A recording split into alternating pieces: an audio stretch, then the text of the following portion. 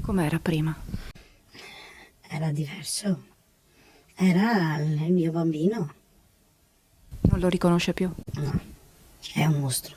Parole forti, ancora di più se a pronunciarle una madre nei confronti del proprio figlio. Parole però che racchiudono la disperazione di due genitori che da 2 anni stanno vivendo un incubo per quel figlio sedicenne che non riconoscono più.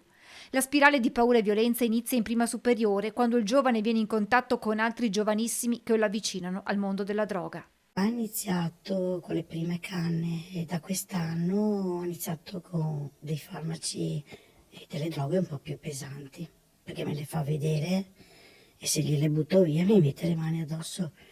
E se chiamo ancora i carabinieri mi fa ancora del male. L'ho visto io a casa, lo fa tranquillamente, fuma dappertutto, sui treni, su centri commerciali, non ha paura di nessuno. La mamma parla di una sorta di reclutamento da parte di alcuni membri di una baby gang. Lui è sottomesso e fa delle cose che gli altri che vogliono che faccia perché magari ha paura o ha bisogno di soldi e deve fare quello che gli altri dicono di fare.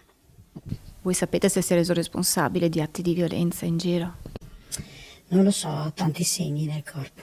Ha preso talmente tanti verbali, la comunità non si trova, ce ne sono troppo poche per questi ragazzi. Voi l'avete denunciato? Sì, tante volte.